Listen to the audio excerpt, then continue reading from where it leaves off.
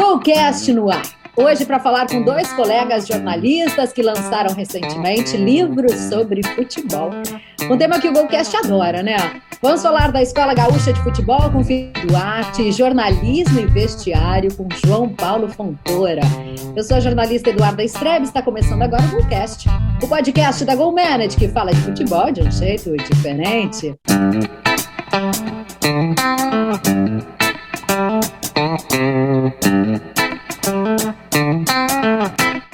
Já se inscreveu no nosso canal? Estamos no YouTube como Golcast GoManage. Se inscreve, ativa as notificações.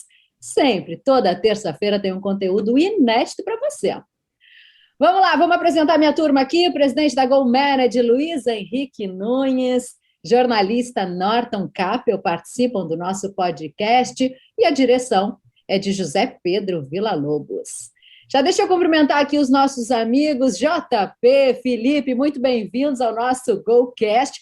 Aliás, adorei esse visual, o pessoal que está no YouTube nos acompanhando. JP com várias camisas de futebol atrás. E tu, hein, Felipe? Que loucura, tá bem cercado por aí, hein? Sejam bem-vindos. Obrigado pelo convite, Dudu. Um abraço a todos que estão nos acompanhando. Estou bem cercado, bem acompanhado, né? 3 fotos do Cruyff, que se eu falhar nas ideias, pelo menos o Cruyff pode trazer alguma boa imagem para o pessoal acompanhar e fazer de conta que eu sou entendido do assunto, viu, Dudu? Norton Capel é super fã. E tu, JP, essas camisas todas aí vieram do vestiário, dessas trocas aí de clubes que entram e saem. Me conta, tudo bem com você? Tudo bom, Duda? Prazer estar com vocês aqui. Um abração a todos, Felipe, Luiz Henrique e também ao Norton. Muito obrigado pelo convite. Essas camisas aqui são, em grande maioria, de uma época que não existia camiseta de futebol em shopping para comprar, não existia internet. Então, é uma coleção bem antiga e é óbvio que a coleção ganhou um fôlego quando eu trabalhei no clube. Tem muita camiseta da época de trabalho trocada com o pessoal do Grêmio lá. Muito legal, 10 anos assessorando o Grêmio, quanta história para contar, hein? Nós vamos colocar tudo em debate hoje aqui nesse Golcast, um modelo diferente, hoje um formato diferente, mas eu já quero perguntar para vocês o seguinte, o que o Rio Grande do Sul tem de diferente, esse nosso futebol gaúcho tem de diferente na opinião de vocês? Olha, Duda, eu posso até falar sobre o livro, já colocando também o livro na pauta, né? Escola Gaúcha de Futebol, livro lançado pela editora Ludopédia, é o 4º livro dessa nova editora, que se debruça apenas pelos assuntos do futebol, e é uma pesquisa que eu comecei lá em 2016, quando o Tite foi anunciado como técnico da seleção, e foi questionado sobre isso. O que tem na água do povo do Rio Grande do Sul que sai tanto treinador de lá? Os últimos técnicos da seleção todos são gaúchos, né? Filipão, Tite, Dunga, Mano Menezes, enfim, por quê? Por que isso acontece? E o Tite, naquele momento, ele explicou o seguinte, que existem 2 correntes dentro do futebol gaúcho, do futebol brasileiro. Uma que gosta de ter a posse da bola, que propõe o jogo com troca de passe, aproximação, um time compacto. E a outra que prioriza a defesa, joga com bolas longas, lançamentos. E aí ele mesmo, Tite, qualificou essas 2 escolas como a escola do seu Enio Andrade, e a escola do Carlos Froner. E aí, claro que eu me debrucei sobre essa pesquisa. E eu posso dizer que, claro, o Tite não está errado, existem essas 2 vertentes, né? Quando a gente toma um certo distanciamento, por exemplo, no eixo Rio-São Paulo se olha o futebol gaúcho como um todo, né? E acho que sim, temos muitos pontos em comum em todos esses treinadores que passaram por aqui. Então, a Escola Gaúcha de Futebol nada mais é do que uma intersecção entre o que se depreende de futebol brasileiro e de futebol latino, do Uruguai, da Argentina, né? Com todas as fontes que já foram bebidas, né? Com futebol inglês, com futebol italiano, ou seja, que gosta de uma defesa compacta, né, que prioriza um jogo mais estratégico, que sabe e que entende as suas deficiências, as suas equipes costumam entender as suas deficiências, jogam no erro do adversário. É claro que depende de um profissional para o outro, a maneira que vai atacar esse adversário, se vai tocar a bola por baixo, se vai lançar a bola na área, mas o princípio de tudo somos um povo estrategista. Acho que isso vem lá de trás, né? Isso não é só no futebol, é na sociedade. O Rio Grande do Sul se acostumou a estar espremido entre as fronteiras, com a possibilidade de ser invadido a qualquer momento por espanhóis, por argentinos. Então a gente aprendeu a ser um povo bélico, um povo estrategista, e isso passou para o futebol. O JP vai falar, mas antes eu vou mostrar também o livro dele, ó, Jornalismo e Vestiário. Você acompanhou vários técnicos bem de pertinho, né, JP, enquanto assessor do Grêmio? Isso aí, Dudu, até ia copiar, ia dar uma de Guardiola aqui, Boa. futebol não se inventa nada, ia copiar o Felipe, fazer a propaganda do meu livro aqui, mas já corresse na frente, tá mostrado o livro aí. Olha, Duda, a tua pergunta, o que tem diferente aqui no Rio Grande do Sul, né? Então, me proponho aqui a falar mais da nossa área da comunicação. Eu acho que a cobertura esportiva no Rio Grande do Sul, ela é historicamente diferente da maioria das grandes praças do Rio Grande do Sul. Eu nunca fiz uma pesquisa tão esmiuçada assim. Quando eu fiz a minha dissertação de mestrado, eu me foquei num recorte mais da imprensa escrita, no segmento de opinião aqui no Rio Grande do Sul, e acho que a gente tem muito da cultura dicotômica aqui, né, fora também do ambiente esportivo, né, uma questão cultural, uma questão política. No futebol não podia ser diferente, por ter dois grandes clubes. É uma cobertura meio que uma cobertura muito ou por bem ou por mal, muitas vezes, né, mas eu acho que é uma escola também. Eu acho que um pouco disso eu tentei levar para o meu livro. Eu sou um cara, para citar treinadores, já que a gente tem o Felipe falando bastante sobre a escola gaúcha, assim, né? Tem um cara lá para trás que comunga, que bebeu das duas fontes, no futebol e na crônica. Para mim é um cara especial na história da crônica do futebol brasileiro, que é o João Saldanha, né? Então, eu tenho um pouco disso no tempo que tive na imprensa, como repórter e produtor, e depois, principalmente como 10 anos na assessoria de imprensa do Grêmio, eu tentei levar um pouco do sangue gaúcho, digamos assim, para tentar colaborar minimamente. E aqui, depois eu queria falar um pouquinho sobre o podcast de vocês, e reforço o agradecimento ao convite, dessa contribuição de humanização das relações, né? Eu acho que talvez essa seja uma das coisas que eu mais cobertura aqui no Rio Grande do Sul, né, que sofre muitas críticas pela maneira, às vezes, como é feita, mas eu gosto muito como... E o Felipe é um cara aqui que eu ouço diariamente na Rádio Gaúcha, um cara que gosta de sublinhar esse traço, assim, humanizar as relações entre os personagens que fazem parte do futebol, e aí não só os personagens da bola, mas sim também quem conta a história desses personagens, eu acho fundamental. Meus amigos, colegas, em primeiro lugar, eu quero dizer que eu tenho muito orgulho de saber que vocês escreveram sobre futebol. Uma das coisas que eu mais acho importante é essa disposição de ter uma literatura nacional sobre o futebol. O Brasil tem um problema em contar a sua história no futebol, e por isso eu parabenizo, e que bom que vocês tiveram essa brilhante iniciativa de escrever sobre o futebol e valorizar nomes e pessoas e atletas profissionais que fazem a história e que fizeram a história do jogo, que é amado por todos nós. Então, parabéns aqui, meu agradecimento por vocês terem feito isso. Eu queria pegar um pouquinho do que o Felipe falou e também do que tu falaste, João Paulo, sobre esse nosso modo gaúcho aqui. Eu falo de Porto Alegre, sou gaúcho, né? Então também tem essa questão. A questão dos treinadores gaúchos é só um conhecimento tático de jogar propositivamente ou reativamente, ou também tem a questão da liderança, que o Felipe tocou, né, da nossa formação, porque eu acho que o futebol também é formado, e treinadores têm que ser líderes, né, têm que ser gestores. Como vocês veem, além da questão tática, o Rio Grande do Sul ter formado tantos treinadores pela capacidade de liderança? O quanto isso é fundamental no futebol? Eu acho que esse é um dos principais pontos, né?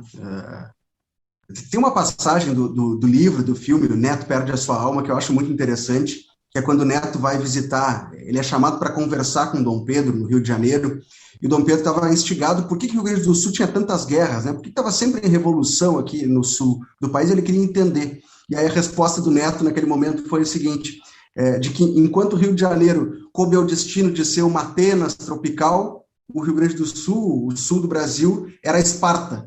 Então, acho que explica um pouco desse espírito do gaúcho, né? A gente está sempre peleando, sempre brigando e lutando. Acho que isso se imprime também na maneira como a gente exerce o jornalismo, né? Entrando já no que disse João Paulo Fontoura agora há pouco, a gente somos profissionais que cobramos muito mais, se comparados ao que se faz no Rio de Janeiro, na Bahia, em Minas Gerais, São Paulo, né? O jornalista gaúcho, ele cobra muito mais das suas equipes. Isso tem um lado negativo, porque às vezes se pesa a mão demais, e tem um lado positivo, porque se cobra a ponto de que uma cidade no sul do continente americano tem 2 clubes de futebol campeões do mundo. Isso é magnífico, imagina. Londres não tem isso, né? Berlim não tem isso. E Porto Alegre tem 2 clubes campeões do mundo. E isso acaba indo também para dentro das 4 linhas, né? Os jogadores se obrigam a entender muito mais o jogo. Nós temos muitos jogadores que, ao longo da história, foram entendendo o jogo através da estratégia quando atletas, e aí, logicamente, depois que se aposentam, passam a ser treinadores, pela questão da liderança e pelo entendimento do jogo. Dá para dizer que o DNA desse futebol gaúcho ele foi forjado. Claro que antes dele teve outros profissionais, mas foi forjado pelo Oswaldo Rola, né? Profissional do Grêmio, Foguinho, ainda como atleta nas décadas de 20, 30, depois de 50 como treinador, que instaura esse DNA do futebol força, né, do futebol aguerrido, mas não era, né, que muitas vezes se confunde com um futebol desleal, de pontapé. Não, é um futebol que chega no limite da regra, né? Se faz a falta tática, ok, mas se faz a falta tática porque ela está permitida na regra, então se joga no extremo, sempre com a corda esticada. E o Foguinho é um grande exemplo também de um jogador que na sua época foi um líder como atleta, se aposenta e vira um líder fora das 4 linhas. E assim como o Foguinho, existiram o próprio Andrade, que eu citei na primeira resposta. O João Saldanha é gaúcho do Alegrete, tem esse espírito brigador, mas ele se forma como cidadão, como ser humano fora do Rio Grande do Sul, né? Curitiba, Rio de Janeiro, vai para um outro lado. Mas o Renato, que há bem pouco estava aqui há bem pouco tempo no Grêmio, também é um profissional que embora tenha suas particularidades, também foi um líder no seu tempo como atleta, agora como treinador. O próprio Roger Machado, Filipão nem se fala, né? Talvez o grande expoente como técnico gaúcho nessa questão de liderança, né? De deixar um legado, que até hoje se criam herdeiros do DNA do Filipão, inspirados no que ele já construiu na sua história. Então, acho que sim, acho que a maneira como o gaúcho vê o futebol forja também esse caráter de liderança nos jogadores e, posteriormente, nos treinadores.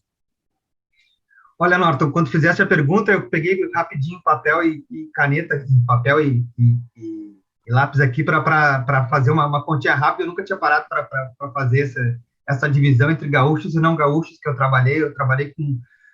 Embora 10 anos no futebol brasileiro, trabalhar com 8 técnicos, eu considero um número pequeno, né? Bem pequeno. Parabéns, bem pequeno.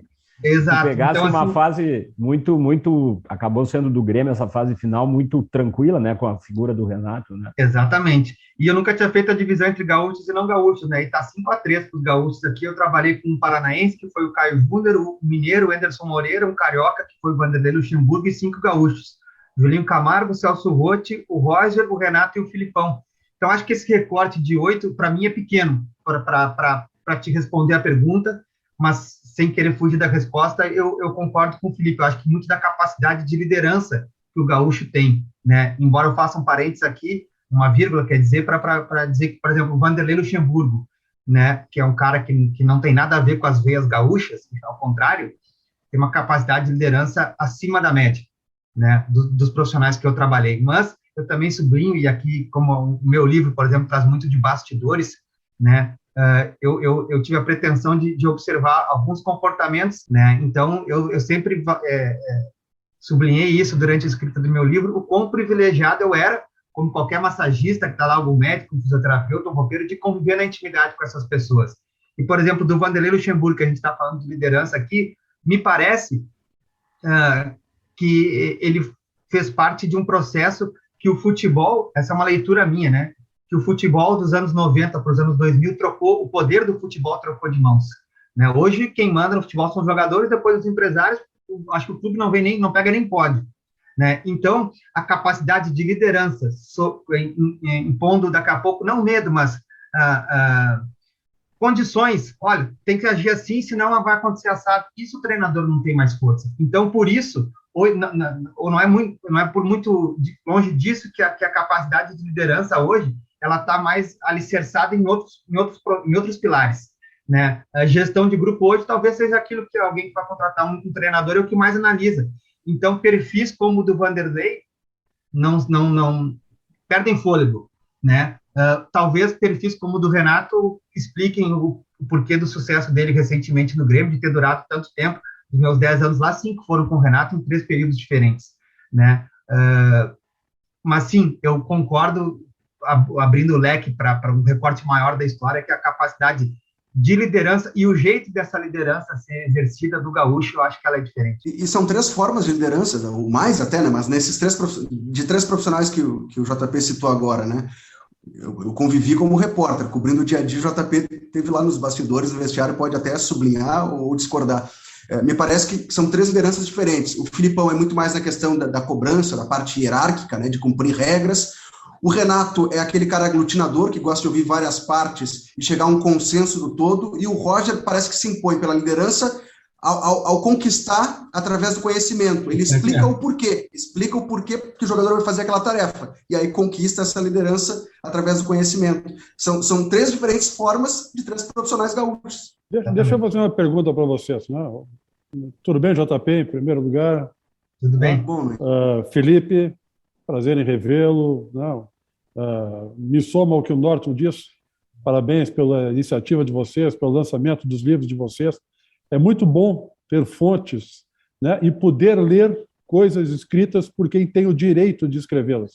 Né? Pessoas que viveram o futebol, que vivem o futebol, que viveram o vestiário de perto. Né? Vocês certamente nos colocam, né, nas nossas mãos um material que nos ensina e traz, agrega valor a quem gosta do futebol, sem dúvida. Vocês estão colocando aí a questão dos treinadores, e eu estou vendo uma diferença assim, na questão, a escola gaúcha, né? E até citar, olha, os últimos treinadores, né, na seleção, o Filipão, o Mano, o Dunga, 2 vezes, o Tite. Quando a gente fala assim de escola, né, quando todo mundo estuda na mesma escola, parece parecida. Né? A pergunta é que, quais são as semelhanças que esses profissionais que chegaram à seleção brasileira têm, né, para dizer que eles foram formados na mesma escola? Né? Me parece muito, pelo que vocês estão falando, que eles têm muitas semelhanças na forma de liderar, de gerir, mas as semelhanças na maneira de fazer uma equipe jogar futebol, na maneira como coloca aqueles 11 em campo e a estratégia de jogo. No que eles se assemelham para a gente dizer, olha, esses caras são da mesma escola, esses caras são da escola do Rio Grande do Sul. Eu acho que o que caracteriza, Luísa, a escola gaúcha de futebol usar uma palavra que está na moda agora, a compactação, né? Que muita gente torce o nariz para termos que entraram agora, através até da literatura portuguesa de futebol, mas a compactação. São treinadores que gostam de times que joguem de maneira aproximada, seja para trocar passes ou para se defender. E aí está a principal diferença entre eles, né? A maneira como eles veem a forma de enfrentar esse adversário. Mas, por exemplo, o Tite, técnico da seleção atualmente, está sofrendo muitas críticas na imprensa de São Paulo e Rio por ser um técnico conservador, retranqueiro. Poxa, o cara tem Gabigol, tem Neymar, e ele está jogando sem a bola contra o Chile em Santiago. Esse cara está louco, ele tem que enfrentar de peito aberto. Então, aos olhos dos paulistas e dos cariocas, o Tite é um técnico retranqueiro. Quando que o Tite passa aqui pelo Inter e pelo Grêmio, né? O Inter, no último trabalho dele, por exemplo, 2008, 2009, ele ganha o Campeonato Gaúcho fazendo 8-1 no Caxias, tendo um ataque exuberante na Copa do Brasil, então transformou o Tyson em artilheiro da Copa do Brasil. Então, aos nossos olhos, o Tite é um técnico ofensivista, né? Porque o Enio Andrade também era, o Otacílio Gonçalves também era, então eles são dessa mesma vertente, que vem lá desde trás, ainda do Teté, na época do Rolinho, do Inter, nos anos 50. E a outra vertente, como o Tite colocou, a outra corrente, que é a do Filipão, que usa a aproximação, a compactação para se defender, é a mesma do Mano Menezes, a do Dunga, a do Celso Rotti. Né? Então, acho que o princípio, o que une essas duas correntes na escola gaúcha é a compactação. A forma que ela é utilizada, né, o fim para que ela é utilizada, aí sim, se modifica, mas a compactação une os dois. Olha, Luiz, eu não tenho esse local de fala como tem o Felipe para analisar coisas dentro do campo, né? Não é um assunto que eu, longe de dominar, né? Eu gosto do futebol em outras áreas, né? A tática nunca foi aquela que mais me chamou a atenção. Talvez seja até uma defesa da minha parte por não compreender tanto. Eu discutia muito com o Roger, que era um cara que compartilhava as suas dúvidas com o pessoal do clube de todas as áreas, e eu me incluía nisso. E eu ficava, de certo modo, às vezes até constrangido por ter que por falar a respeito de coisas que fugiam à minha alçada. Mas eu não gosto de fugir da resposta. João, tu fosse o primeiro jornalista que teve oportunidade de opinar e não opinou. Tu está nos contando isso. Não. Tu podia interferir e não interferiu. Não. Eu disse que eu me constrangia, mas eu não deixava de opinar. Várias vezes eu opinei. Se tem uma coisa que eu não me furto é de me expor, né? Mesmo com constrangimento, como era o caso. Mas, assim, a pergunta do Luiz Henrique ali a respeito do que tem de semelhança, a resposta do Felipe tá para lá a meu juízo, de satisfatória, mas eu tento observar algumas coisas também, enquanto o Felipe falava, eu escrevia aqui, rabiscava, né, para tentar entender também um outro ponto de vista, né. Eu vejo, talvez, o que una, não só esses nomes aqui que a gente está conversando, mas já que a gente está falando de escola gaúcha, eu acho que obstinação por resultado, né? E às vezes o contratante, clube ou uma federação, no caso da confederação, no caso da CBF, busca num profissional gaúcho, às vezes, uma estancar a sangria, digamos, né? Por exemplo, do ponto de vista, vou ser um pouco contraditório aqui, não gosto de falar de tática, mas vou ter que me expor minimamente. Do ponto de vista de carreira, não é inconcebível alguém contratar o Dunga como técnico, ele não tinha lastro para comandar a seleção brasileira, assim como o Falcão foi alçada técnica do Brasil, sem lastro nenhum. Então, se buscava, talvez, às vezes, na personalidade da pessoa, ou no conhecimento íntimo dessa pessoa, uma contribuição que alguém que está contratando imagina que essa pessoa vai dar. E aí, por fim, eu diria que aí sim o gaúcho, a gente está muito aqui no gaúcho, mas outras regiões também, né? Mas o gaúcho é um sujeito que aproveita as oportunidades. Tá aí a Duda Strebe, que saiu aqui do Rio Grande do Sul, foi sucesso no Brasil inteiro, né? O gaúcho aproveita muito, né? Porque mostra trabalho. Isso não quer dizer que todo gaúcho seja trabalhador e todo cara que não é gaúcho não seja trabalhador. Mas eu trabalhei, os gaúchos técnicos geralmente trabalham muito mais. E aqui sim eu estou fazendo relação de causa e consequência, né? Onde se trabalha mais, teoricamente, está mais propenso a ter êxito, né? E o futebol é um local que está, aos poucos, expelindo pessoas preguiçosas que não queiram conhecimento, preguiça até para pensar, né? Então, assim, eu estou só esperando a deixa para falar do podcast aqui, né? Do conteúdo, do produto de vocês, que eu vejo como espetacular, porque tem sido cada vez maior a possibilidade de discutir as coisas do futebol. Aqui está um momento como esse. O Felipe, claro que o foco dele é a parte dentro de campo. Pô, mas vocês estão possibilitando a gente falar de muitas coisas aqui. E o futebol é muito mais do que uns 90 minutos, né? Acho que é o Tinga, Duda, me corrige aí, que diz que o futebol é resolvido durante a semana. No final de semana que tem o jogo, se resolve o jogo. Os 3 pontos. Mas o futebol é decidido geralmente de paletó e gravata e sapato. Ou, como eu brinco no livro, no piso molhado do vestiário. Que legal. E essa é a proposta, né, Luiz? Norton, a gente trazer realmente assuntos com maior profundidade, porque discutir futebol todo mundo adora e todo mundo faz, né? Mas a gente quer ir um pouquinho além, né, Luiz? Não, eu já escutei uma vez, né, alguém dizer, né? O futebol é uma coisa espetacular, é fantástica. A única, né? Fora isso é maravilhoso. Isso vale para repórter, né, Felipe? Quando a gente viajava, né? O que estraga é o jogo bom. É isso aí. E JP, a viagem é uma maravilha, o convívio é maravilhoso, 100%. O que estraga é o jogo. JP, tu falou que a Duda saiu do Rio Grande do Sul e fez sucesso no Brasil inteiro, é porque tu não sabe o sucesso que ela faz hoje em Brasília, né? E umas 4 vezes por semana ela é chamada de a querida aqui nos programas esportivos do Rio Grande aqui de Brasília, né? Viu só que bom trabalhar no GoCast? É só alegria, gente. Uma dúvida, será que esse reconhecimento pelo profissional do Rio Grande do Sul existe pelo fato dele ser do Rio Grande do Sul, dele ser parte dessa escola, dele ter essa característica? Porque eu fiquei pensando sobre esses 5 que chegaram na seleção brasileira, né? O Filipão, o Dunga, o Mano, né? Os 4, né? O Tite. O Filipão, sem dúvida, ele fez sucesso no Grêmio e ele partiu daí para uma carreira na seleção brasileira. O Dunga, tu mesmo disseste, não tinha lastro, o Dunga não tinha treinado ninguém, né? Mas o Mano Menezes, ele foi para a seleção depois de um trabalho no Corinthians, quando ele foi campeão paulista, tirou o Corinthians da Série B, foi campeão paulista, foi campeão da Copa do Brasil, numa decisão polêmica, discutível, e para os colorados, né, na mão grande, aquele em 2009, que teve aquela falta com bola rolando. Com a indireta participação do Dunga, né? Porque na época o Dunga era o técnico da seleção, convocou 3 ou 4 jogadores do Inter que não jogaram a final contra o Corinthians. Tem essas coisas que a gente não entende.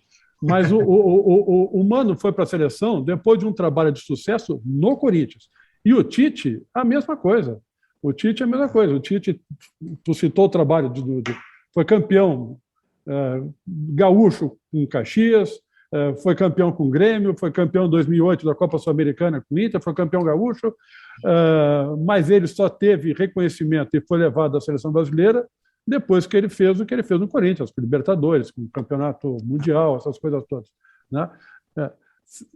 Às vezes eu fico com a impressão, esses caras foram chamados porque eles estavam no Corinthians. Não fico com a impressão deles terem sido chamados por serem um desses caras dessa escola e por terem essa liderança e esse aprendizado que os gaúchos todos têm, né? Não sei se eu estou errado, não sei se é paranoia, mas eu fico com essa ideia muitas vezes. Eu não sei se é por terem passado pelo Corinthians, mas por terem feito sucesso no futebol nacional por um clube do eixo do São Paulo. Isso é fato. Tanto que é um crime histórico o Enio Andrade, por exemplo, não ter nunca treinado a seleção brasileira. Um cara que levou o Curitiba ao título brasileiro em 85. Como é que esse cara não chegou à seleção brasileira? Tricampeão, né, brasileiro, com Grêmio, Inter e Curitiba. Imagina. Sim. O Rubens Minelli, bicampeão brasileiro, depois vai para o São Paulo, é campeão de novo. Nunca ter chegado a uma seleção brasileira. É um crime histórico.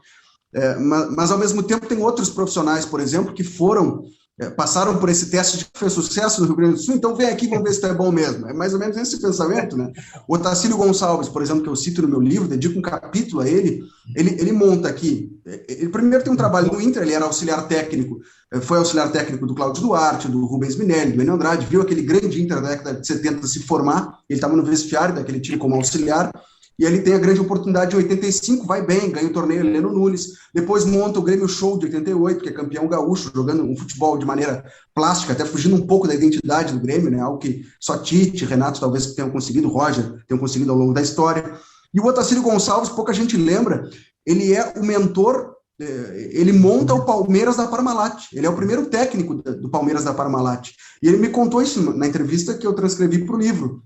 Ele disse que ele foi contratado, ele tinha sido campeão da Série B com o Paraná Clube, e o Palmeiras estava naquela montagem, bom, agora temos dinheiro, precisamos de um treinador que saiba montar esse time. E aí ele me contou, é até engraçado a forma, não vou entregar para não dar spoiler do livro, né, mas ele me contando a montagem daquele time. Olha, eu quero aquele rapaz que joga lá no Vasco, o Edmundo, e assim ele foi montando. Eu quero aquele lateral esquerdo do Mojimirim, do União São João de Araras, o Roberto Carlos. Então, assim, ele vai montando aquele Palmeiras da Parmalat, que tinha muito dinheiro, tirando pelos cofres. Então, ele não é campeão com aquele Palmeiras, mas ele monta o Palmeiras que vai ser bicampeão brasileiro nas mãos do Vanderlei Luxemburgo. E aí também é mais um profissional que não tem o seu currículo carimbado com uma passagem na seleção brasileira, ou altos voos, né? Ele passa pela seleção como auxiliar do Falcão. Então, ele chega na seleção como assistente, graças ao convite do Falcão, que chega lá através da sua grife, né, de ter passado como jogador pela Roma, pela seleção, pelo Inter. Mas acho que tem razão nessa crítica aí, Luiz. A seleção brasileira, a imprensa paulista, a imprensa carioca, né, o restante do Brasil, ele parece que ainda tem um pouco de descrédito com relação aos profissionais daqui. É quase como se fosse um teste de ferro, né? Ok, vocês fizeram sucesso aí, então agora vocês estão validados a virem para cá. Vem ser testado aqui também, num Corinthians, num Flamengo, e aí até chegar numa seleção brasileira. Mas, repito, a história da seleção está repleta de erros, né? O Enio Andrade não ter nunca chegado à seleção brasileira é um desses maiores erros. Eu acho, Felipe, que essa questão que você traz serve para o futebol, mas serve para esporte olímpico também. A Daiane dos Santos teve que ser, meu Deus do céu, a melhor do mundo e twist carpado para realmente ela conseguir uma notoriedade no Brasil, enquanto em outros clubes essa visibilidade e notoriedade acontece mais cedo. Agora, vocês me permitem, eu estou numa curiosidade, porque eu ainda não consegui ler o livro do JP, e eu quero saber o seguinte, o que acontece dentro de um vestiário? Porque eu sei que a comunicação foi mudando, eu, enquanto repórter, fui sendo tolhida nesse meio do caminho, cada vez a gente teve menos acesso, eu sou do tempo que eu conversava com os jogadores na saída do treino. O Felipe sabe que hoje em dia tem uma coletiva, os jogadores são escolhidos pela imprensa, quem vai falar. Então, eu queria, JP, que você falasse um pouquinho dessa comunicação que mudou tanto, né? Ele é realmente fechado, lacrado, ou o que acontece lá que a gente não vê? Conta pra gente. Não, Duda, vamos de trás para frente, assim. Primeiro, lacrado não é, e eu defendo a ideia de que nem deva ser. Até isso foi, durante um tempo da escrita do livro, um debate de que título a gente daria para o livro, né? E o vestiário é uma expressão que todo mundo está careca de saber que é considerado um local sagrado, né? Eu acho que isso é uma autoproteção de quem trabalha no futebol. Eu trabalhei um tempo no futebol, enquanto eu estive no Grêmio, eu não gostava muito dessa expressão, dizia para quem eu achava que podia dizer, e hoje que não estou mais no vestiário, em locais que nem essa nossa conversa aqui, eu falo, ele é considerado sagrado, mas não por mim. Eu posso tratá-lo como sagrado, mas eu não o tenho como sagrado, né? Porque quando convém, as coisas que são feitas lá dentro saem para fora, por interesse que a gente pode marcar outro podcast para conversar, né? Então, assim, não é lacrado e, a meu juízo, também não é sagrado. Em relação à tua primeira pergunta sobre a transformação da cobertura, né? Eu também peguei, lembro, principalmente no Beira-Rio, de cobrir treino do Inter, ali na época do Abel Braga, de fazer entrevista de pé na saída do vestiário, de pegar 3, 4 jogadores com um gravador ali e ouvir a opinião de cada um. Mas eu acho, e não falo como ex-assessor, eu já achava isso como repórter e depois senti na pele como assessor, eu acho que a migração das entrevistas individuais, e já que a gente está entre gaúcha, que tipo bicho, como eu gosto de falar, assim, em cima do capô do carro, no barzinho da Tia Bete, ali no Olímpico, em qualquer lugar, para as coletivas organizadas, com a exposição dos patrocinadores, eu acho que é uma evolução do esporte. E tu trabalhaste em grandes competições, Duda, sabe que tem a questão dos patrocinadores envolvidos, e tem uma questão que aí para o assessor, sim, eu pontuo como fundamental, que é um pouco mais do controle, que ele não é absoluto, mas ele é um controle talvez quase que real daquilo que é dito, né? E aí eu não me refiro à instrução para a entrevista, até porque eu não gostava, por exemplo, de jogador que repetia na entrevista a conversa com o assessor 30 segundos antes da entrevista iniciar. Eu gostava de jogadores que eram mais autênticos na sua fala, nem que isso trouxesse problemas para o clube.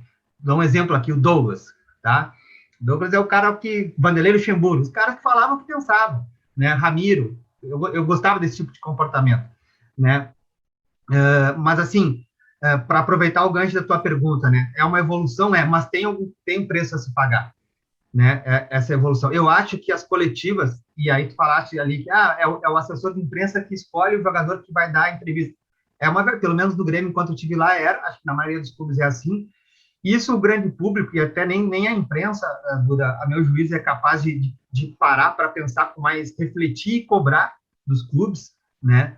Com mais profundidade. Aqui a gente está num ambiente que a gente está podendo falar com mais profundidade, um assunto que aparentemente é banal, é que a escolha desse cara para dar entrevista, que ela pode durar de segunda a sábado, se o time perde domingo, vai jogar só no outro domingo, na cultura que a gente tem aqui, são no mínimo 6 pessoas fazer entrevista lá com mais de um, coletiva com 2 jogadores, né? Eu acho que esse, entre aspas, poder que se deu ao assessor, que ele não existe, ele é enxergado de fora para dentro só, eu acho que incute no assessor, primeiro, uma responsabilidade que ele não devia ter, porque o assessor, ele tem muita responsabilidade, pouco ou nada de poder interno no vestiário, já que é a tua pergunta. E mais do que isso, à medida que eu escolho a Duda e eu escolho o Felipe num momento ruim, eu estou preservando o Felipe por uma estratégia interna de gestão, ok, mas eu estou quase que passando passando a mão na cabeça do Felipe. E eu acho que se o Felipe joga no Grêmio, ele tem que ter uma responsabilidade. Se ele falhou no jogo, e o Felipe Duarte aqui, e a Duda bem menos, mas o Felipe acompanhou o meu trabalho no clube, eu sempre cutuquei assuntos que eu julgava relevantes para que os personagens envolvidos se manifestarem. Gerenciamento de crise é uma coisa que eu aprendi a estudar, comecei a estudar durante meu tempo no Grêmio, e várias vezes eu aplicava algumas coisas que eu lia, que era assim, o jogador falhou domingo, segunda bota ele na entrevista, o cara foi expulso e foi uma injustiça, bota ele para falar no outro dia. Não me interessa se ele não vai jogar quarta. Ele tem que mostrar essa inconformidade para o público. Não, cansei de brincar com o jogador, não chora no meu ombro no vestiário.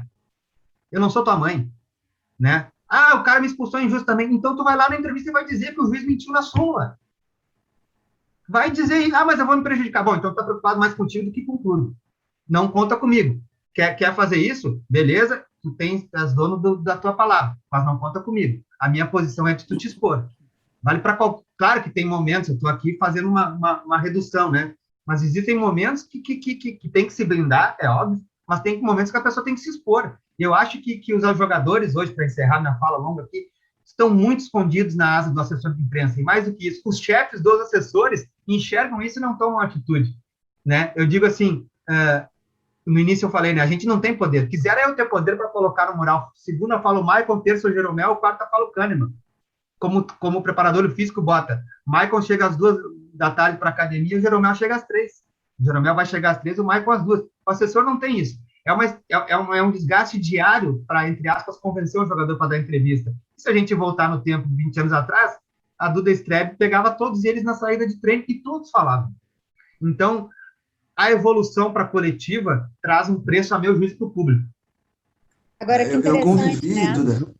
Isso mostra, Felipe, o quanto o JP foi um baita assessor, né? A gente sabe disso. Nós que trabalhamos diretamente com o JP lá no Grêmio, nós enquanto repórteres, ele assessor, ele sempre teve essa postura realmente, né? E dá para ver pelo depoimento dele agora, porque não sei se o Felipe vai concordar comigo.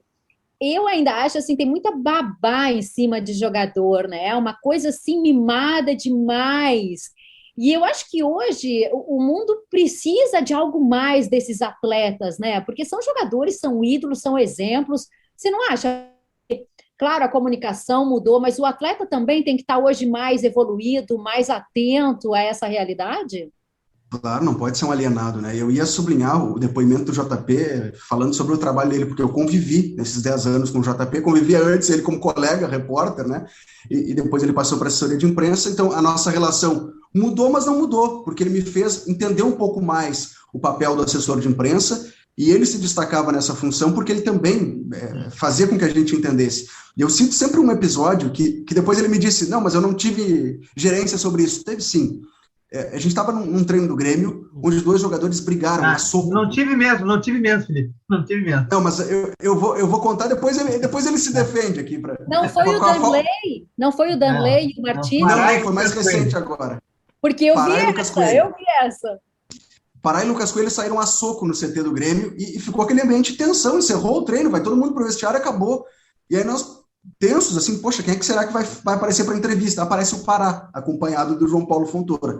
E ficou todo mundo mais estupefato, porque o normal é, o jogador que brigou não vai falar, o clube bota panos quentes e ninguém fala sobre isso, faz de conta que nada aconteceu. O Pará concedeu uma entrevista, disse que estava de cabeça quente, já tinha pedido desculpa, ele e o Lucas Coelho se entenderam no vestiário, estava tudo certo. 20 minutos, nem isso.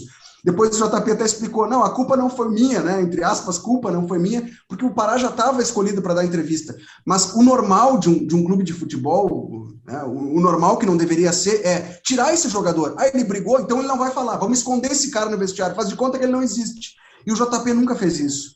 Né? O JP fazia questão de, existe uma crise? Vamos tratar dela. Está se criticando o jogador X, o Luan está sendo criticado, o Luan vai falar. Então, eu achava isso muito bom, porque a gente tratava do assunto do dia, do assunto quente, não ficava tergiversando no ar ou escrevendo 10 páginas sem ter conteúdo, porque o personagem estava ali, concedendo a entrevista exatamente porque ele era o personagem do dia. Não, Felipe. Mas eu preciso... Bom, pode concluir, João Paulo, mas eu vou fazer uma pergunta para ti aí que eu tenho que fazer. Não tem problema. Não, é rapidinho, só porque, de fato, eu não tive ingerência mesmo, e como a gente aqui está falando dos bastidores dos nossos trabalhos, né, eu aproveito esse exemplo que o Felipe lembrou, porque de fato, Felipe, quando aconteceu aquele episódio, vocês da empresa já sabiam quem ia falar, né, o Pará e não se falou um outro jogador junto, mas eu digo assim, o trabalho do assessor ele é dependente. Quando eu entrei no vestiário, era o Filipão técnico, o Filipão tinha chamado o Lucas Coelho e o Pará para conversar. Minha primeira coisa era dizer para o Filipão que o Pará já estava escalado por mim. Se viesse a ordem ao JP, baixa a tua bola, pega todos os teus ensinamentos de gerenciamento de crise, os elogios dos teus colegas, leva para tua casa, que o Pará não vai dar entrevista, vai dar entrevista à Duda. A Duda ia para a entrevista porque o JP cumpriu ordens. Tá? Por isso que eu digo, só que o Filipão pediu que os dois se acertassem, né? Propôs, não pediu, propôs, eles se acertaram, eu expus ao Lucas, que não era sequer do time titular. Lucas, se o Pará vai falar, respaldado pelo Filipão e por mim, eu acho que, como tu saiu no soco, é natural que tu dê a tua versão, que o Felipe Duarte vai te perguntar, né? E eu ofereci para o Lucas a possibilidade dele falar. O fato de fato tá bom, né? Estava resolvido o episódio e aí o Pará foi para a entrevista. Então, assim, ó, eu não tive ingerência na escolha do Pará pós-briga. Isso que eu quero dizer. Só isso. Perdão. Vai lá, Norton. Não, é que tu colocas algo, né, João, que é uma curiosidade e uma questão muito de bastidor, porque tu falas que tu não tem o poder. O que eu quero que tu fales para o nosso espectador e para o ouvinte é o seguinte: numa situação dessas, quem são os envolvidos que decidem? Vice de futebol, treinador, preparador físico, tem uma comissão multi... Conta para nós esse bastidor, assim, de como é esta relação, esta decisão, como isso funciona. Tu tá olhando para o cara, é o assessor de imprensa, tá? A não ser em casos raríssimos, tá? Que aí o assessor, eu acho que tem por dever compartilhar uma decisão que está imaginando tomar, né? Por exemplo, assuntos institucionais, eu cito no meu livro 2 casos antagônicos, né? Que foram do episódio Aranha e do episódio Drone, que o clube agiu de maneira completamente diferente, né? E eu adjetivo as duas posturas, né, no livro, mas assim, no dia a dia normal de trabalho, no máximo com o jogador tu conversa, porque a primeira coisa que o jogador, quando senta na tua frente, vai falar sobre a entrevista, como diz o Marcelo Oliveira, quando eu vou começar a trovar o cara para ele ir para a entrevista, ele quer saber por que ele, né? E nem sempre com todos os jogadores é possível conversar. Eu não posso baixar todas as minhas cartas para justificar a escolha. Eu não posso dizer, olha, eu penso que a crise tem que ser gerida rapidamente. O cara, o azar é teu, mas eu não penso. O cara não vai para a entrevista, então a abordagem não pode ser essa, né? Nos momentos muito bons também tem que estar muito ligado, porque o que acontece? O time vem mal, tu bota os cascudos para falar. Aí vira a chave. Felipe Duarte faz 2 gols de cabeça. Segunda-feira, todo mundo quer ouvir o Felipe Duarte. Aí o JP bota o Felipe Duarte. Quarta-feira o time apanha de novo, o JP volta para o cascudo. E o Cascudo pergunta, quando nós ganhamos, tu lembrasse do Felipe, né? Então, em momentos ruins que demoravam bastante, eu sempre já antevia, assim que mudar o momento, o primeiro cara que eu vou levar para a entrevista é o cara mais criticado nos últimos tempos. E vou verbalizar isso para o cara. Mas, João, porque aí eu ganho ele. Perfeito. Mas, João, tem diferença, já que nós estávamos falando de técnico, de vice-presidente de futebol, executivo de futebol, que tem uma interlocução diferente contigo nesses 10 anos que tu tivesse? Muito. Porque eu acho que cada um age de uma forma. Como é conviver com esses vários perfis, assim, nessa função tão essencial hoje, né, na questão do futebol? Perfeito, Norton. Não só dirigentes executivos, como dirigentes políticos, que aqui no Rio Grande do Sul tem uma força muito grande, né, da cultura do torcedor gaúcho querer ouvir a fala do político porque se sente representado, e de treinadores também, né? Eu costumo dizer que o treinador é o maior alvo dentro de um vestiário. Então, por isso, a relação com o treinador ela é a mais próxima. E quanto mais próxima, ela mais ciúmes vai tendo de quem é chefe, né? Então, por isso é importante ter uma ótima relação com quem te chefia, né? Porque dentro de um vestiário, se tu é o assessor de imprensa, tem 200 chefes, mas o teu patrão é o dirigente, né? O treinador, em última análise, é teu colega profissional, né? Mas a relação com o treinador ela é muito maior, de muito mais fidelidade, digamos assim. Isso, com o passar do tempo, corre o risco de não pegar bem. Então, te respondendo, sim, varia bastante conforme o perfil da pessoa, né? Não é o cargo. A tua pergunta foi sobre o cargo, mas eu prefiro responder pela pessoa. Se eu percebo que é um cara, em primeiro lugar, não conhece a cultura do clube, não conhece a cultura do estado onde ele está, num ambiente tenso, ele foge, esse cara eu não quero nem contato. Ele pode ser meu chefe, com ele eu não vou discutir. Até porque eu sei que depois que nós tomamos uma porrada, eu prefiro falar com um jogador de 19 anos que é mais cuiudo, como se fala, do que com um dirigente remunerado. Ou com um técnico. Vanderlei era espetacular nisso. Vanderlei, às vezes, dava 3 entrevistas na semana, em momentos ruins. Sempre foi para dar cara a tapa. Ô, JP, deixa eu te fazer uma pergunta. Em cima de tudo isso que está falando aí, gerenciamento de crise, lembrou do Felipe na hora que ele fez 2 gols, quando perdeu lembrou do Cascudo, mas eu assisti uma entrevista tua para um outro colega jornalista onde tu falasse o seguinte: o trabalho do assessor é dizer de uma maneira criteriosa, habilidosa, ou melhor, construir o que é bom ser dito externamente. Me chamou a atenção o bom. Construir o que é bom ser dito. Não é o que é melhor, não é o que é mais correto, não é o que é mais verdadeiro. Não estou dizendo que não seja isso, né? Me chamou a atenção. Construir o que é bom. Assim, vem cá, o que é bom nós dizermos para a nossa torcida, né? O jornalista, o profissional de imprensa, ele fala muito, não é para mim, é para a torcida, né? Construir o que é bom ser dito externamente, para quem está nos ouvindo e para a nossa torcida. Me deu uma ideia assim de muitas vezes, olha, vamos esconder um pouquinho do que está rolando, ou é um miguezinho, ou é alguma coisa assim. E eu não tenho 10 anos de vestiário, eu tenho menos, mas eu passei algumas horas, boas horas no vestiário com coisa boa e vestiário com coisa ruim. Com coisa ruim, você sabe, né? Qual é o significado do bom? Assim, vou começar a resposta, Luiz Henrique, apontando uma diferença que eu percebi ao longo do tempo entre a verdade e a versão oficial. Isso eu falo com detalhes no livro também, né? Elas nem sempre são a mesma coisa, mas nunca elas podem ser contrárias, né? Um exemplo besta: o dirigente está viajando para a Argentina para contratar um jogador, e o Felipe chega no treino e me chama porque precisa entrevistar o dirigente para o programa da tarde. Ele vai perguntar, JP, onde é que está o fulano? A verdade, eu vou dizer, ele viajou para Buenos Aires, está em busca do lateral direito do News Old Boys. Eu não posso dizer isso. Porque eu não vi o cara, né? Assim, essa é uma resposta que eu acho boa eu dar. Eu não estou mentindo para o Felipe, mas também não estou falando a verdade, né? Então, assim, essa frase ipsis literis que tu recortaste de uma outra entrevista me deixa bem confortável para comentar, porque, assim, aquilo, vamos tentar construir aquilo que é bom.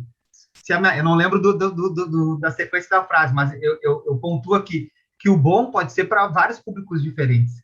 E eu sempre joguei limpo com um jogador que ele tem que dizer o que é bom para ele, né? Por uma questão de lealdade à pessoa que eu estou conduzindo para a entrevista. Primeiro, eu não sou jogador de futebol, nunca quis ser jogador de futebol. Eu sou assessor de imprensa, colega dele de trabalho. Se eu defender na conversa da intimidade com ele que o bom para o clube é dizer isso, eu estou sendo desleal com ele, né? E a minha relação, ela é de lealdade com o clube e com ele. O clube é quem me paga, né? Mas eu não posso lançar mão de um argumento que não é nem falha, quase desonesto. Mas se tu falar isso, vai me trazer um problemão. O cara pode dizer, o problema é teu. Eu sou pago para resolver problemas, você é pago para jogar futebol.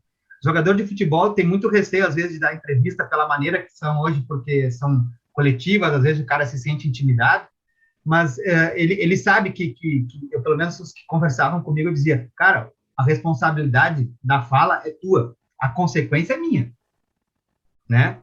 O que acontece? Às vezes o jogador fala uma coisa, a diretoria não gosta. Vocês acham que a diretoria cobra o jogador ou cobra o assessor? Cobra o assessor, porque aquilo que ele sabe que quem escolheu o fulano para dar isso fui eu, né? E não vai cobrar. Como eu disse no início, falando do Vanderlei, hoje o poder está na mão dos atletas.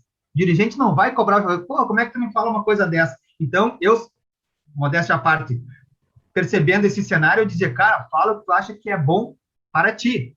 Claro que não pode ser ruim para o clube ou para mim e tal, mas o que eu acho bom é quase que eu acho ser correto ser dito. E também a gente tem que ter cuidado, eu tinha que ter cuidado, Luiz Henrique, porque às vezes tu tá instruindo um cara com perdão da repetição da expressão, com uma capacidade, com uma instrução muito pequena. Então, daqui a pouco tu vomita muita coisa em cima do cara, o cara repete tudo aquilo que tu disse. E aí o cara, às vezes, vai ser cobrado por ter dito aquilo que eu tinha dito 2 minutos antes. E eu também não acho honesto. João, eu queria fazer uma pergunta e colocar vocês dois na conversa. Tu trouxeste uma questão, e até questionado pela Eduarda, sobre esse domínio de conteúdo, certo? Nós discutimos aqui nesse podcast justamente com a GoManage, que é uma agência de marketing e que trabalha em cima dessas questões, que o clube deve ser dono de conteúdo. O clube deve se apoderar de conteúdo, ser protagonista, né? E aí entra numa relação com o Felipe, que está lá do outro lado, Então, eu te pergunto, tu fizesse uma citação sobre o fato de um dirigente ir à Argentina para contratar o lateral direito. Tu achas que em que o clube vai dizer isso e vai ser uma comunicação direta com o seu torcedor, com o seu sócio, e, claro, limitando, para desespero da Eduardo e do Felipe, cada vez mais o trabalho dos jornalistas que cobrem os clubes, porque no entendimento, e aí eu vou ficar aqui um pouco me despindo da função de jornalista, mas de alguém que vive o clube, né, que eu acho que é uma sobrevivência. O clube ter o seu conteúdo e produzir e ter essa relação é fundamental no futuro. O que vocês acham disso? Para onde vai caminhar essas questões? E como controlar isso, né? Tu que esteve lá dentro e o Felipe, que hoje cada vez sofre mais com isso. Felipe, vai lá, eu falei demais. Eu acho assim, é bom que o clube crie o seu próprio conteúdo, mas eu tento me colocar no lugar também de quem cria esse conteúdo, né? No caso do JP, dos outros profissionais de comunicação. O Grêmio, há pouco tempo, estava fazendo vídeos bem interessantes com o jogador dirigindo o carro e conversando no trajeto para o CT, contando a sua trajetória, o seu dia a dia. Eu entrei naquele jogo, fiz gol. Tá, tudo bem, isso aí tu vai gerar, tu pode construir, pode publicar com certa periodicidade, mas depois que o Grêmio tomar 4-0 do Flamengo, tu não vai conseguir fazer uma entrevista dessa com o Matheus Henrique e jogar no YouTube, não tem como. Nós da imprensa, né, do jornal, da rádio, da televisão, nós temos a obrigação de diariamente gerar conteúdo, independente do resultado, e às vezes até com maior repercussão se o resultado é negativo, né? Então, nós temos que gerar esse conteúdo, não tão exclusivo. Eu não consigo, dificilmente vou conseguir entrar no carro de um jogador semanalmente para entrevistá-lo, né? Aí já são outros 500. Agora, o clube consegue. Então, acho que o clube também ele tem que assumir o seu papel, né, de gerar o seu conteúdo, respeitando o espaço e o período que ele está vivendo.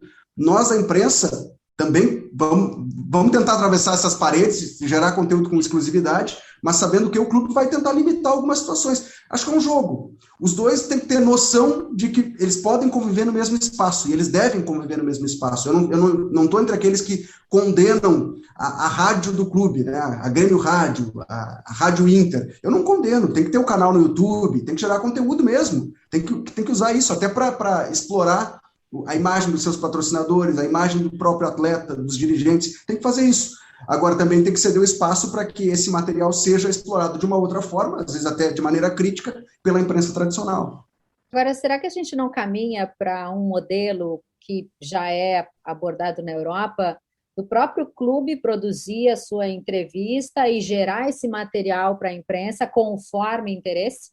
Porque eu me lembro que eu fiz o campeonato... Pois é, imagina, eu enquanto repórter, eu ia morrer, Felipe, ainda bem que eu larguei. Porque eu me lembro que eu fiz o final do campeonato português e era Benfica e Porto. E nós chegamos lá e, assim, para mim foi uma surpresa. Eles entregavam material e te vira com isso. Para nós é surreal imaginar uma coisa dessas hoje, né? Futuro próximo, não sei. No final, como a gente estava cobrindo pelo Sport TV a final, a gente ia fazer a transmissão, aí eles me permitiram que o Luizão me desse entrevista. Mas, assim, aquele material ele é produzido pelo clube, dominado pelo clube, entregue, pronto para quem quiser usar. E a regra é clara, né? Vocês acham que a gente caminha por aí? Eu fiz o gesto dos dedos cruzados, que eu torço que não. Em primeiro lugar, tudo que o Felipe disse eu assino embaixo, mas vou rapidinho contar dois episódios, um deles está no livro com detalhes, o outro não. Assim, por exemplo, o Grêmio tinha até bem pouco tempo atrás uma figura que é o auxiliar técnico do Renato, Alexandre Mendes, que tinha algumas posturas em relação à imprensa que me incomodavam bastante. A principal delas, não atender a imprensa sob hipótese alguma, né? Beleza, eu não vou dizer que eu respeito, porque não é verdade, eu não respeitava, eu tolerava, né?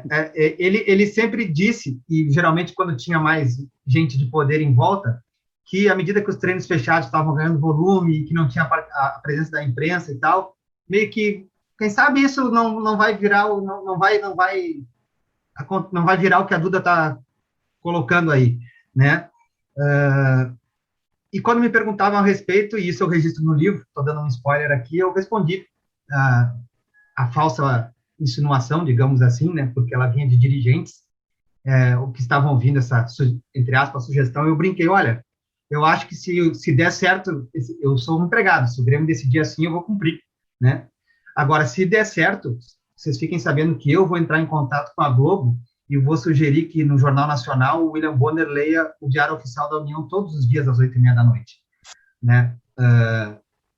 Ou seja, enquanto eu estiver aqui, eu sou radicalmente contra esse tipo de postura, porque ela tem outro viés. Tá? E vou dar um exemplo aqui, Norton, em relação à tua pergunta, que não está no livro com essa riqueza de detalhes, mas acho que tem a ver. Em determinados momentos, como diria o saudoso Leonel Brizola, os interesses se sobrepõem. Tá?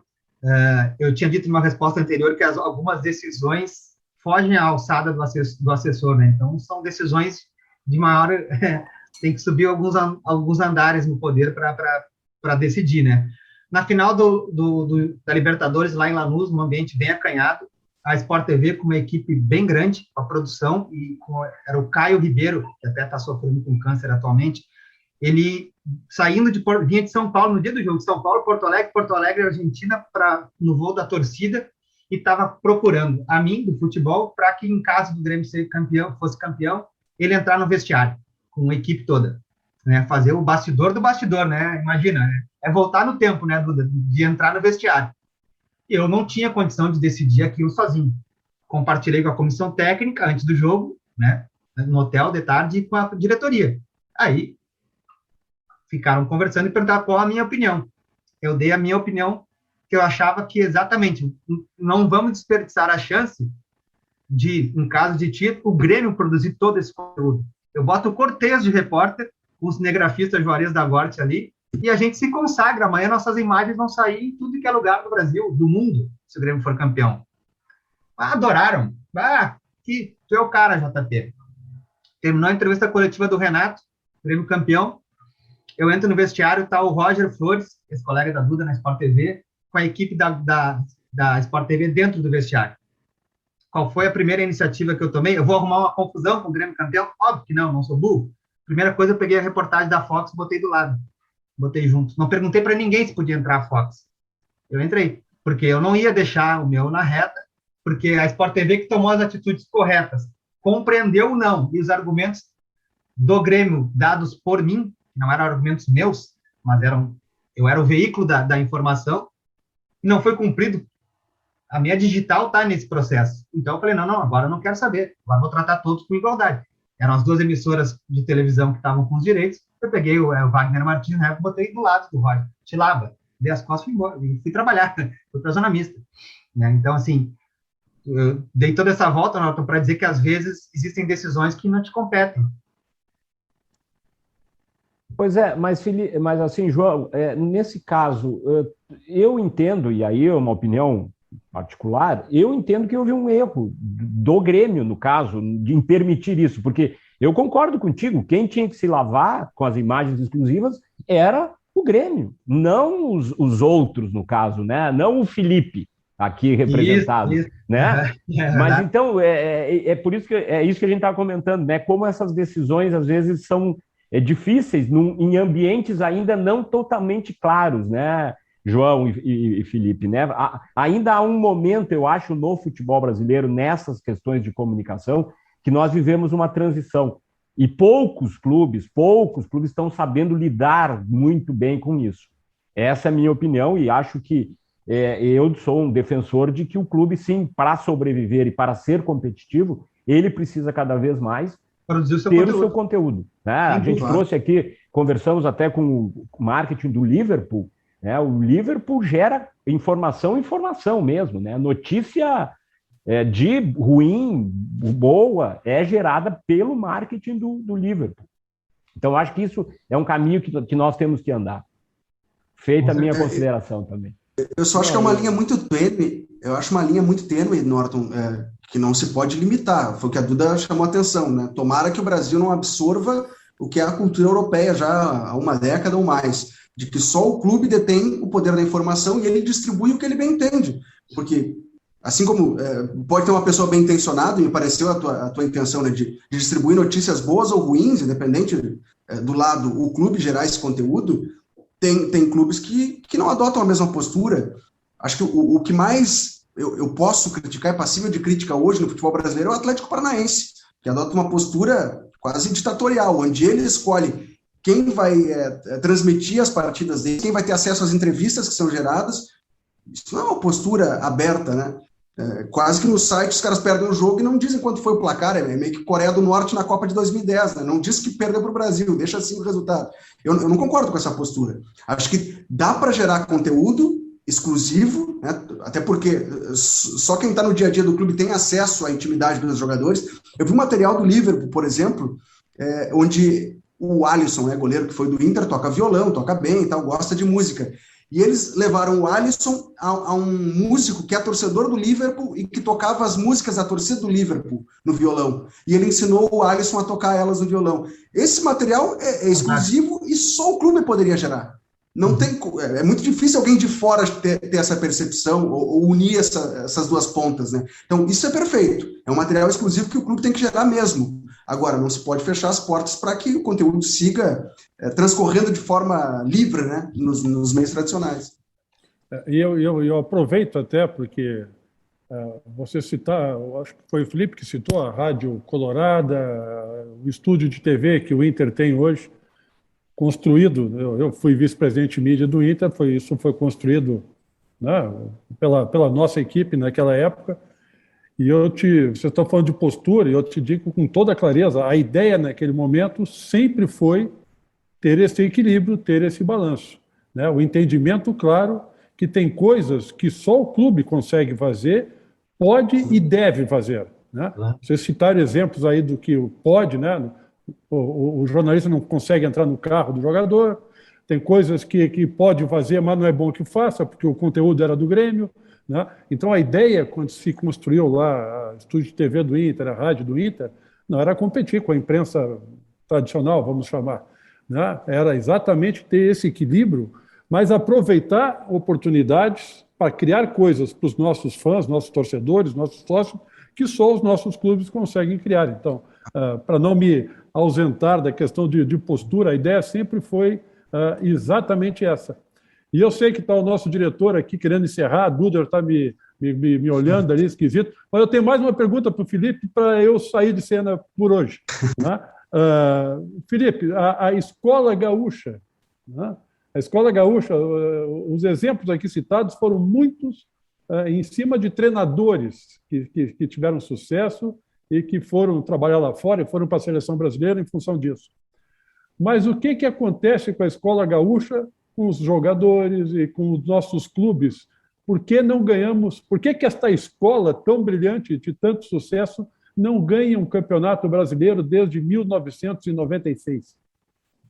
É uma boa pergunta, né? Uma boa pergunta. Acho que o meu livro ele ajuda também a explicar que, embora a gente trate de uma escola gaúcha, né, de que exista um símbolo, até muito mais um mito assim, em cima dessa escola gaúcha, dessa formação, a gente nunca cansou de beber de outras fontes, né? Por exemplo, se tem o Oswaldo Rola, ele aplica no Grêmio o futebol que a Hungria, da década de 50, fazia, que era um futebol com preparo físico, né? Ele traz isso para cá. O Rubens Minelli, que depois inspirou o Enio Andrade, o Tacílio Gonçalves, quando o Inter contrata em 76 o Marinho do Barcelona, traz o futebol inspirado nesse cara aqui, no Cruyff, né, no Barcelona, pensado pelo Cruyff, a troca de posições, no futebol extremamente ofensivo, de perder a bola e já agredir na marcação alta para fazer aquela marcação lá em cima, deixar os jogadores impedidos lá atrás, enfim, tudo isso eu conto, o Cláudio Duarte me conta com detalhes e eu repasso para o livro.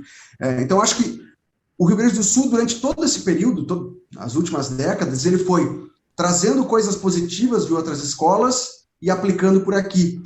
E, de certa forma, acho que a gente parou no tempo, né? A gente ficou exaltando demais o passado, um passado, às vezes, até imaginário, que a gente mitificou e que não aconteceu exatamente dessa forma. Vou dar um exemplo. Para quem não viu o Grêmio do Filipão jogar, imagina que aquele time era só pontapé. O Dinho Goiano dava um pontapé, o Grêmio tinha 5 jogadores expulsos a toda a partida e era um futebol horrível. Não, o Grêmio do Filipão jogava um bom futebol, era um time agressivo, que marcava bem, fechava espaços, tinha suas jogadas ensaiadas, né? Arce cruzando na cabeça do Jardel, tudo que a gente sabe. Mas ele tinha uma mecânica de jogo extremamente ensaiada para aquele período. E aí a mitificação daquilo ali faz com que muita gente, torcedores que não viram aquele time jogar, aprecia um jogador tosco, um camisa 5 que dá pontapé, voador, é expulso de 2 em 2 rodadas, e não é por aí. E a partir desse momento em que se exalta algo que não existe, ou se para no tempo, mitificando um futebol tosco, grotesco, a gente para no tempo. E aí para também de crescer. Acho que falta, quem sabe, né? O Roger esteve muito próximo de fazer isso no Grêmio. Vamos ver se no Inter a gente consegue ter. Teve agora, né, nessa temporada, a contratação do Miguel Ángel Ramírez, que o jogo não estava pronto ainda, nem para o que o Inter necessitava, nem o Inter poderia entregar o que o Miguel Ángel Ramírez precisava. Mas a gente precisa dar um passo além, chegar um pouco mais próximo do que a Europa está fazendo, né, do que os clubes europeus estão fazendo, e alguns brasileiros, o Bragantino já faz aqui no futebol brasileiro, né, de olhar para o mercado, prospectar jovens talentos na América do Sul, fazer com que esses profissionais cresçam, num estilo mais propositivo de jogo, não ficar só retrancado, jogando por resultado, quem sabe, pode ser um passo além. Acho que está na hora do Rio Grande do Sul, de novo, olhar para fora, ver o que tem e adaptar a nossa escola. Eu também vou querer fazer uma pergunta final para os dois, tá? Porque eles fazem perguntas como jornalistas e agora vão ser confrontados com uma pergunta. É a hora da vingança. A sorte de vocês é que o JP não está comandando esse Golcast, porque na coletiva ele já diria: última pergunta, sem choro nem vela. Não é, Felipe? Última! Última do Norton, vai. Bom, então é para cada um. Felipe, sai de cima do muro e me diz, qual o melhor treinador gaúcho? Qual o melhor treinador gaúcho, na tua opinião? Vamos lá, tem um cara que eu me apaixonei pesquisando pela história dele, eu me apaixonei e me questionava assim, poxa, como é que a gente não fala mais desse cidadão? Chamado Otto Bumbel. Ele treinou o Grêmio nos anos 40, foi bicampeão gaúcho. Depois disso ele faz carreira na América Central, treina Honduras, Costa Rica, seleções de Honduras, Costa Rica. Ele vai para Portugal, é campeão português com o Porto, e vai para a Espanha e é campeão espanhol com o Atlético de Madrid. E a gente não fala desse cara. Ele fez sucesso nos anos 50, 60 na Europa, antes de qualquer outro treinador brasileiro chegar lá, né? A gente exalta o Luxemburgo, que treinou o Real Madrid, o Filipão, que foi no Chelsea. Esse cara passou por lá e a gente não fala dele. Ele é gaúcho, aqui de Taquara. Otto Bumbel. Então, eu me apaixonei por esse cara. Mas julgo o quê? O Tite é o técnico mais completo. É porque ele observou tudo que já foi construído lá atrás, foi pegando o que precisava, o que necessitava, olhando o que a Europa fazia de bom e de ruim, e eu julgo como o técnico mais completo, né? Aquele que consegue trazer um futebol agradável aos meus olhos, mas também competitivo. Não à toa está na seleção. Excelente, muito bom. Pô, essa tua aula aí de história do Bumbel foi bacana mesmo, bacana mesmo. João Paulo, nesses teus 10 anos, qual foi o momento marcante para ti no vestiário do Grêmio? Mais marcante? Por vestiário, compreende só o local ali mesmo, o vestiário, né? No início da tua pergunta, eu já estava com a resposta pronta, no final me derrubou. Não, mas ela pode adaptar a resposta. Pode ser no CT, pode ser... Exatamente, né? Qual é o teu... aquela velha brincadeira, né? O que tu contaria para tuas netas, para os teus netos, né? Nessa tua trajetória de 10 anos como assessor de imprensa de um clube tão grande como o Grêmio? Vou citar 2 momentos, assim, um profissional e um pessoal, né? O primeiro, pessoal, a volta do Grêmio da Argentina, participar daquele desfile por Porto Alegre foi, como eu não tenho filhos ainda, a maior alegria da minha vida, do ponto de vista surreal, que foi aquela manhã de quinta-feira, dia 29 de novembro de 2017, foi uma catarse, então, assim, foi uma coisa incrível, né? Eu estava trabalhando, mas eu estava vivendo uma experiência pessoal. Como assessor de imprensa, por isso que eu pedi licença para ver se tinha que ser no vestiário. O que me vem na cabeça aqui, até porque é um dos episódios mais marcantes da minha passagem no clube e ajudam a explicar o início da minha saída do Grêmio, né? Foi momentos depois que saiu a notícia do caso Drone, né? Eu participei de um gabinete improvisado de gerenciamento de crise na sala do presidente Romildo Bolzan com o CEO do clube, Carlos Amodeu. Ali eu vi poder tentar ser exercido em cima de mim e, modéstia à parte, eu mantive a minha conduta, fazendo o que eu achava que era bom para o todo, né? E isso tem um custo pagar, e eu paguei com a própria saída. Não vou dizer que foi um episódio desagradável com o Francisco Noveleto na final do Gauchão de 2019, mas eu reputo essa passagem porque tem tudo que um assessor está acostumado a lidar diariamente no grau máximo de tensão, né? Faltava uma hora para começar uma entrevista coletiva que eu conduziria, 48 horas para o jogo mais importante até então do Grêmio, nos últimos 20 anos, com certeza, e uma bomba jornalística invade o vestiário e ela é muito mal administrada, de cima para baixo. Uau! Que baita postura, JP. Olha aqui, ó, parabéns, sério, obrigado. Parabéns pelo teu trabalho, pela tua postura correta de sempre, né? A gente acompanhou de perto e hoje é um prazer a gente levantar a bola para tanto assunto bacana, hein? Norton, Luiz, a gente ficaria aqui um tempão falando com eles, não é? Sem dúvida nenhuma. Como? Nós vamos ter que fazer a parte 2, eu acho, desse programa. Eu pediria que vocês levantassem, então, os livros de vocês, para a gente se despedir. O pessoal do YouTube que vai nos acompanhar, ó. Jornalismo, vestiário, ó, jornalismo.com.br, aí compra o livro. Histórias e bastidores contados por um assessor de imprensa. E o do Felipe, por favor, levanta aí. Escola Gaúcha de Futebol, para quem quiser adquirir na loja da editora, né? Ludopedio.com.br, vai lá no selinho Nossa Loja, dá para comprar o livro, encomendar pelo correio. Tem ilustrações dos treinadores aqui, ó, o Enio Andrade, foi um dos personagens que a gente citou durante a entrevista, tem campinho tático, e 2 prefácios, do Sérgio Xavier Filho, nosso conterrâneo gaúcho, comentarista do Sport TV, e do Roger Machado, ex-jogador do Grêmio e ex-técnico do Grêmio, que estava no Fluminense recentemente. Que também está no teu livro, né, JP, o Roger? O Roger fez a orelha do livro, o prefácio é de um outro colega nosso, muito prazer, José Alberto Andrade. Rapidinho, a editora Capítulo 1, o site é jornalismoinvestiário.com.br, pelos correios a gente entrega um dia depois da execução da compra.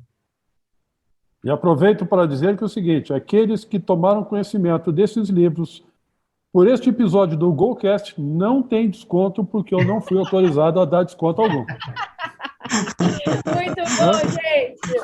Muito bom, histórias maravilhosas. Eu ainda, preciso ler esse livro urgente, JP, e o teu também, Felipe, tô ligada. Gente, foi um prazer estar aqui com vocês, muito legal esse bate-papo. Olha, me deu até saudade, hein, desses tempos aí. Que bom a gente recordar, né? Um beijo para vocês, obrigada. Obrigado, Duda, um beijo para todos vocês aí. Só como não deu tempo, a gente falou de muita coisa, eu queria só agradecer a oportunidade, e quando vocês me fizeram um convite, eu já tinha ouvido alguns episódios, eu ouvi o piloto, e eu não sei aqui de quem é essa frase que eu separei aqui, mas eu falei, nossa, a gente vai precisar falar sobre isso, né? O que precisa na visão do futebol é catalisar a paixão para a indústria pelo profissionalismo e juntar a razão e a emoção. É isso que eu acho que a gente tentou fazer hoje aqui. Parabéns para quem fez a frase. Uhul, que lindo! Adorei, gente! Esse foi o nosso GoCast, o podcast da Go Manage, que fala de futebol de um jeito diferente. Hoje com João Paulo Fontoura, Felipe. Que prazer estar com vocês, Felipe Duarte. Foi muito bacana. Fica com a gente e a gente se vê. Prazer enorme. Obrigado pelo convite. Vamos marcar um jogo, marcar um treino. Saudades da gente se cruzar, bater um papo, tomando um cafezinho na beira das 4 linhas, né? Demorou. Só não deixa o JP chegar lá para cortar nossa entrevista, hein? Agora eu fui. Beijo, tchau. Chega para bater um papo. Beijo. Valeu.